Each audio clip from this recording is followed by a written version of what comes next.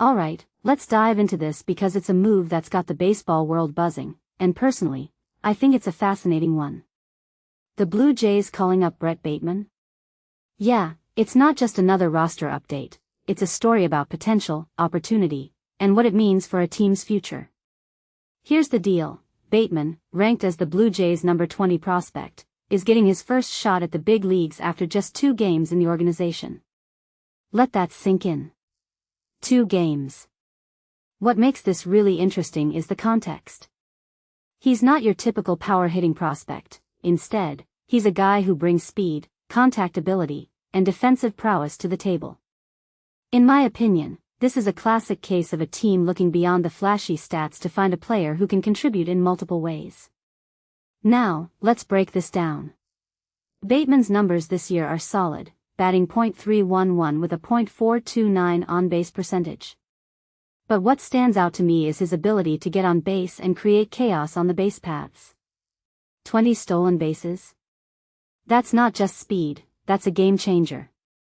And here's a detail I find fascinating. He's got nearly as many walks, 62, as strikeouts, 67. That kind of plate discipline at 24 years old? It's rare, and it suggests a player who understands the strike zone and isn't afraid to work counts. If you take a step back and think about it, this is exactly the kind of player modern baseball values, someone who can grind out at-bats and keep innings alive. But let's talk about the bigger picture. Bateman's call-up comes at a time when the Blue Jays are dealing with injuries, like Luis Urías hitting the 10-day IL, and roster moves, like designating Rudy Martin Jr. for assignment. From my perspective, this isn't just about filling a spot, it's about giving a young player a chance to prove himself under pressure. What many people don't realize is that these kinds of moves can define a team's season. If Bateman steps up, he could become a key piece in the outfield, especially with his versatility. He's played all 3 outfield spots, though he's primarily a center fielder. This raises a deeper question. How will he handle the jump from AAA to the majors? It's one thing to dominate in the minors, it's another to face big league pitching. What this really suggests is that the Blue Jays are betting on Bateman's tools and intangibles. His lack of power might be a concern for some, but personally, I think his speed and defense more than make up for it. In today's game, where teams are prioritizing athleticism and positional flexibility, Bateman fits the mold perfectly. One thing that immediately stands out is his plus defense. That's something you can't teach, and it's a huge asset in a league where every run matters. If he can hold his own at the plate, even without the home runs, he could be a valuable addition to the lineup. Here's where it gets even more intriguing. Bateman's call-up is part of a broader trend in baseball.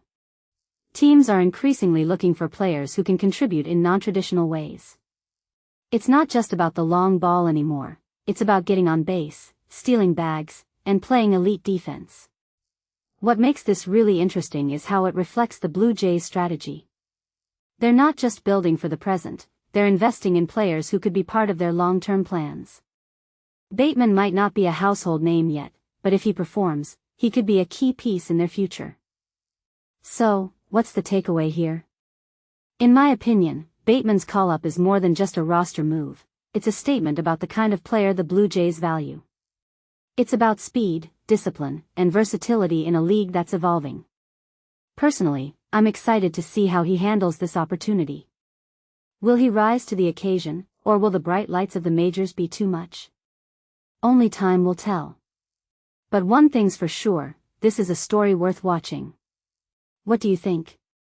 Is Bateman the next breakout star, or is this just a temporary call-up? Let me know in the comments below.